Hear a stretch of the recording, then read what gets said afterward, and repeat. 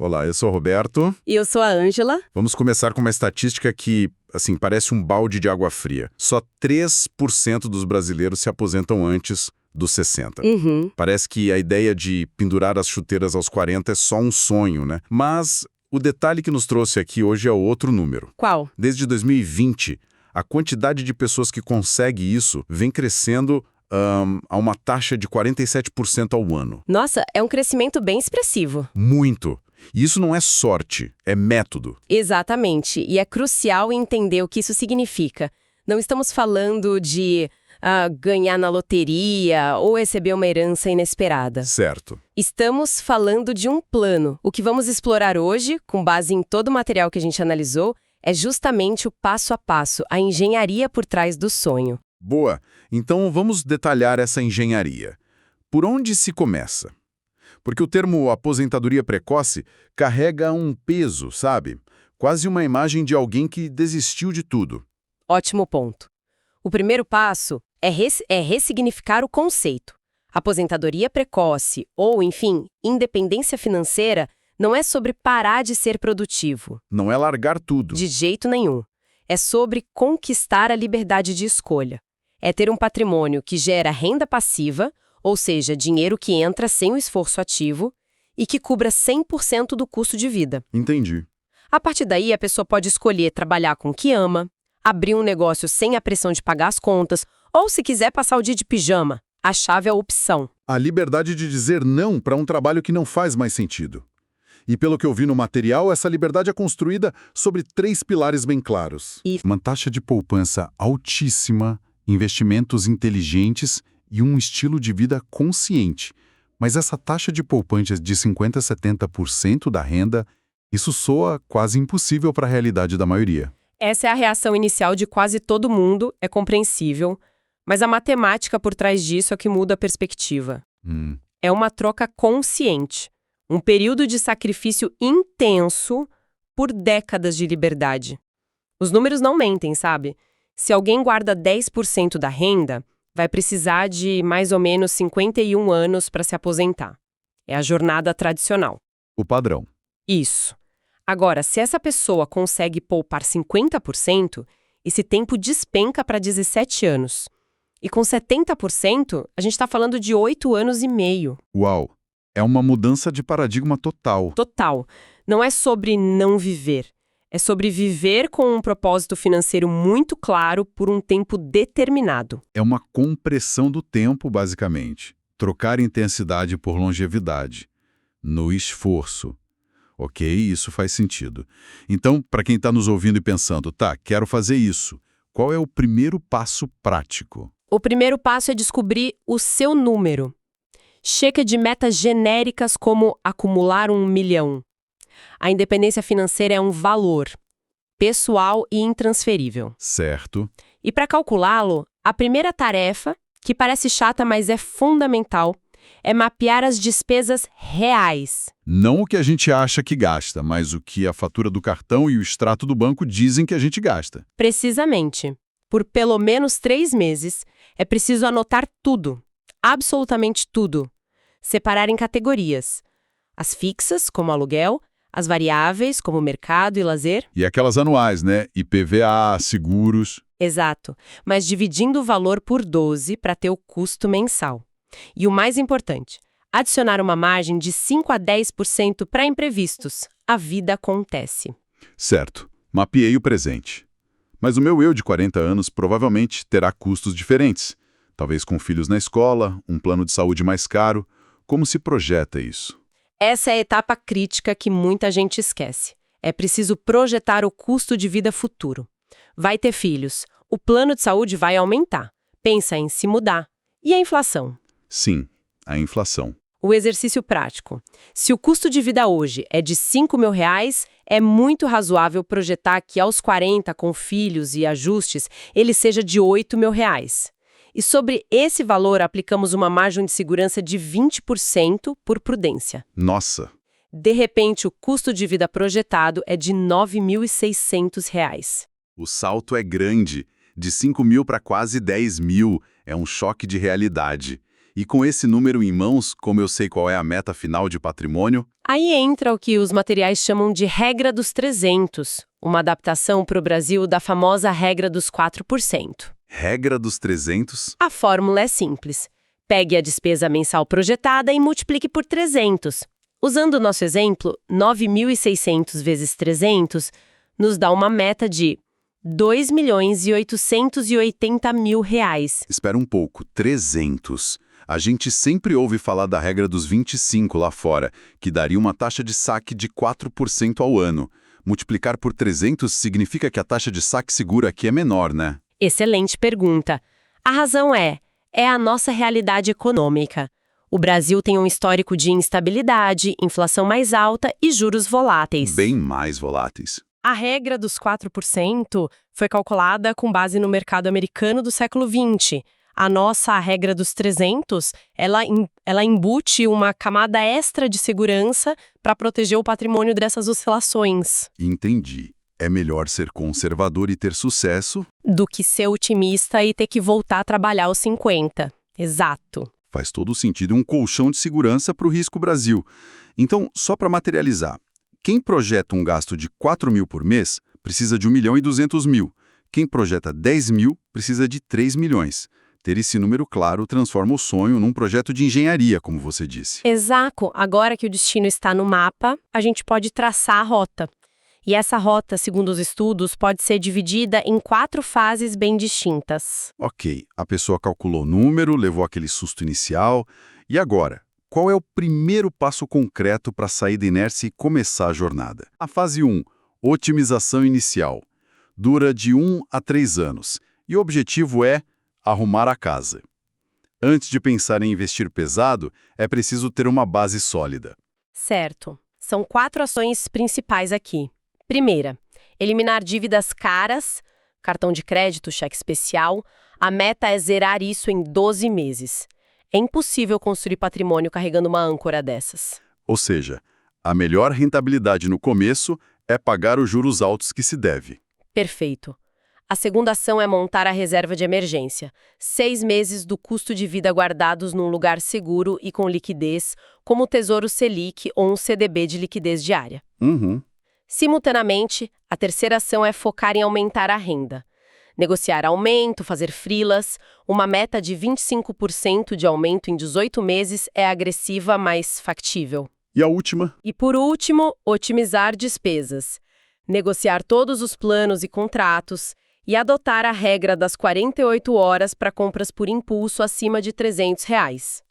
Ao final desses 3 anos, a pessoa está sem dívidas, com reserva e, idealmente, já poupando uns 40% a 50%. A casa está em ordem. Aí vem a parte que todo mundo espera, né? A hora de fazer o dinheiro crescer. Sim, entramos na fase 2, aceleração e diversificação, que vai do ano 4 ao 7, mais ou menos. Aqui o foco é total no crescimento. E como seriam os investimentos? A estratégia se molda à realidade da pessoa. Por exemplo, para uma renda de até R$ 10.000, uma carteira sugerida seria 40% em Tesouro IPCA+, para se proteger da inflação, Essencial. 25% em fundos imobiliários, para gerar aluguel mensal, 20% em ações de boas empresas pagadoras de dividendos, 10% em renda fixa privada e 5% em caixa como uma reserva de oportunidade. E para uma renda maior, acima de 10 mil, a estratégia muda muito. Ela se sofistica um pouco. A alocação poderia ser 30% em Tesouro IPCA+, 25% em FIIs, 25% em ações, mas agora mesclando dividendos com crescimento. Entendi. 10% em ações americanas, para dolarizar o patrimônio, e os 10% restantes divididos entre renda fixa privada e investimentos alternativos. A regra de ouro aqui é a consistência, automatizar os aportes, faça chuva ou faça sol. E depois de anos nesse ritmo, imagino que a estratégia precise mudar de novo. Não dá para correr o mesmo risco quando já se tem 60% ou 70% da meta, certo? Perfeito. É aí que começa a fase 3, consolidação e proteção. Entre os anos 8 e 10, a prioridade muda de crescer a qualquer custo para não perder o que já foi conquistado. Preservar. Isso. A volatilidade que antes era aliada, agora é uma ameaça. A estratégia é rebalancear, sabe? Aumentando a posição em ativos mais seguros, como a renda fixa, e focando naqueles que geram fluxo de caixa previsível. É também a hora de pensar na proteção jurídica do patrimônio. E então a linha de chegada, a fase 4. Como essa transição para, de fato, viver da renda sem depender de um salário? Essa é a transição para a independência. E ela precisa ser suave. Um passo fundamental é fazer um test drive de 6 meses. O simulado da vida real. Gosto disso. Exato. Antes de pedir demissão, a pessoa vive esse período usando só a renda dos investimentos. Isso valida o planejamento e dá uma segurança psicológica imensa. E depois do teste? Outra dica é ter um plano B. Muitas pessoas não param de trabalhar. Elas apenas trocam o trabalho por obrigação por um trabalho por paixão. E por falar em saques, a disciplina continua. A regra é tirar no máximo 0,33% do patrimônio por mês. A carteira aqui já está bem mais conservadora. Esse é o mapa do tesouro, o caminho padrão, mas sempre tem gente querendo acelerar. Existem alguns atalhos para encurtar essa jornada. Existem alguns aceleradores bem potentes. O primeiro, que ficou muito popular com o trabalho remoto, é a arbitragem geográfica. Ah, sim. A ideia é simples: ganhar um salário de um grande centro como São Paulo, mas viver numa cidade com custo de vida 40%, 60% menor. Imagine ganhar R$ 15.000 e ter um custo de vida de 6 mil em Florianópolis. Sua taxa de poupança vai para 60% quase que automaticamente. Isso pode cortar anos do plano. Anos. Outra estratégia é o Coast Fire. O que é isso? É uma semi-aposentadoria. Você calcula o valor que precisa ter hoje para que, mesmo sem aportar mais nada, os juros compostos sozinhos façam esse montante atingir sua meta final. Quando atinge esse número... Já chegou na costa. Exato. A partir daí, só precisa trabalhar o suficiente para cobrir as despesas atuais, sem a pressão de poupar. A liberdade mental que isso proporciona é gigantesca. Uau! Isso muda o jogo. E quanto a ganhar mais dinheiro de forma inteligente? Aí entra a renda paralela escalável. São fontes de renda que não dependem do tempo. Infoprodutos, um aplicativo. Temos o exemplo de um cliente que criou um curso online sobre um hobby e hoje isso gera R$ 4.500 por mês, de forma quase passiva. E os impostos? Podem ser um vilão, imagino. Usar o PGBL, aproveitar a isenção de dividendos. Ao longo de 15 anos, a economia pode chegar a centenas de milhares de reais. É dinheiro que fica no bolso, trabalhando para a pessoa. O plano parece perfeito no papel, mas a vida real acontece. Onde as pessoas mais costumam tropeçar e colocar tudo a perder. Existem vários erros, mas 7 são fatais. O primeiro é subestimar a inflação. A solução é sempre pensar em retorno real. O segundo é não ter margem de segurança. Adicionar 20% a 30% ao número final é crucial. O terceiro deve ser o clássico de receber um aumento e já trocar de carro, né? A tal da inflação do estilo de vida. Exatamente. A regra de ouro para evitar isso é, de todo aumento, invista pelo menos 80%. O quarto erro é a concentração. Apostar tudo numa única ação da moda. Diversificação é a única proteção. E os outros? Imagino que não sejam só financeiros. De forma alguma. O quinto é ignorar a saúde. Um problema sério pode dizimar o patrimônio. Um bom plano de saúde é investimento, não é gasto. Verdade. O sexto é um erro de comunicação. Não alinhar o plano com a família. Se o cônjuge não estiver na mesma página, o plano, ele está fadado ao fracasso. Certo. 6 erros. Você disse que eram 7. Qual é o último? Os primeiros 6 são erros técnicos, de planilha. Mas o sétimo, ele é existencial. É o que pega todo mundo de surpresa depois que o dinheiro não é mais o problema. É aposentar-se de algo, mas não para algo. É não ter um propósito. Como assim? O que se vai fazer com 16 horas livres por dia, todos os dias, aos 42 anos? Atingir a meta financeira é só metade da jornada. Sei. A outra metade, e talvez a mais difícil, é construir um plano de vida. Sem hobbies, projetos, paixões, uma comunidade. A liberdade pode virar tédio, vazio, até depressão. O maior erro é focar tanto no como chegar lá, que se esquece de planejar o que fazer quando chegar. Uau, isso é profundo. Quer dizer que a preparação para a aposentadoria precoce é tanto emocional e de propósito quanto financeira? Exatamente. Então, para amarrar tudo, a ideia central é que se aposentar aos 40 não é mágica. É o resultado matemático de um plano muito bem definido e, principalmente, executado com uma disciplina quase militar. Perfeitamente resumido. A diferença entre quem apenas sonha e quem de fato alcança essa liberdade está na execução consistente.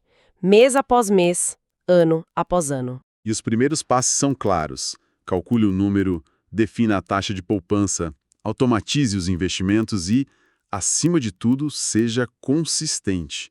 Mantenha o curso ignorando o barulho do mercado. E talvez para deixar uma reflexão final. Além de toda a matemática, fica uma questão mais profunda. Se o tempo e o dinheiro deixassem de ser uma limitação aos 40 anos, como seria uma vida guiada puramente pela liberdade de escolha? E a preparação para essa vida é apenas financeira? Uma ótima pergunta para se pensar. Para mais análises como esta, inscreva-se no nosso canal.